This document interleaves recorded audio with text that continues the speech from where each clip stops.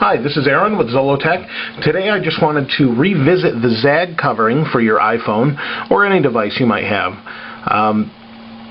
I have to say that after using all these cases that you've seen me review, I probably like this the most. I like that and a good slip case, like this one I have here. I have a Unia slip case. I like this sort of setup.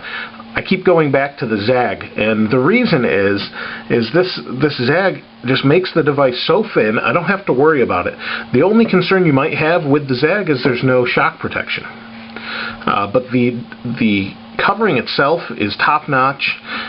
This actually fell at one point a while ago. The first time I had the ZAGG on here, it fell, hit the iPhone plug, and actually put a gash in the vinyl. However, when I took the covering off, not a touch on the screen. I mean, there wasn't you couldn't tell there was nothing.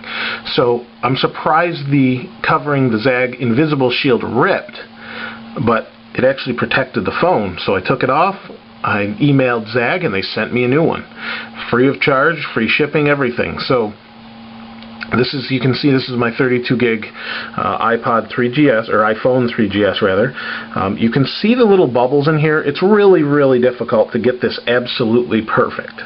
You are going to get a little bit of an orange peel effect. If you can see down that, you can see the reflection of my iMac in the background, but you can see there's some little ripple bubbles in there. It's really difficult not to get those in there. However, around this chrome bezel here, it covers pretty well. You don't really notice it because it's not on black.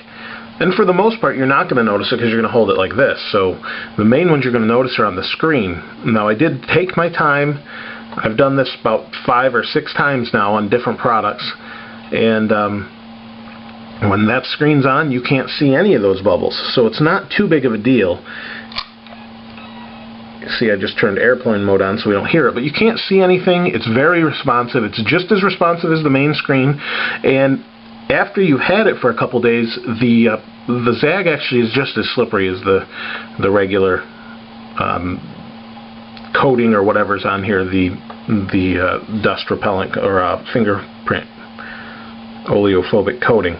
So it is very slippery. You are going to see some glare in it. But as far as protection goes, it's top-notch. There is one concern, and that is the width of this. I don't know if they're allowing for stretch or what, but on the side, you can't really see it here because of the glare, but this ZAGG comes up to halfway of this chrome bezel, and on this side, it's all the way covering. And I lined it up really well with all the buttons, no problems there. But again, it's a little bit off. But very acceptable. I mean, I've had this for quite a while. When I took the last covering I had off the back of this, not a scratch on the back. So still, there's not one scratch on the back. It does its job. It doesn't look 100%, but I think it looks a lot better than most cases because you can see, if you like to show off your iPhone, you can see it. If you just want good protection, it does that as well. But again, no shock protection. So, you know, it's good in multiple ways, but it's not like your OtterBox case, or like here's one of the commuter cases.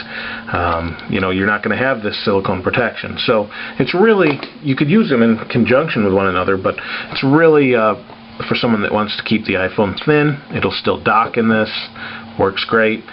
And you're not going to scratch it. So just wanted to revisit that. You know, some people have asked me some questions on the ZAGG. I can continue to do videos on it. If someone has some more questions, I do have another ZAGG product that we'll be reviewing shortly, but just kind of wanted to give you an overview of this. This is Aaron with Zollotech. We'll see you next time.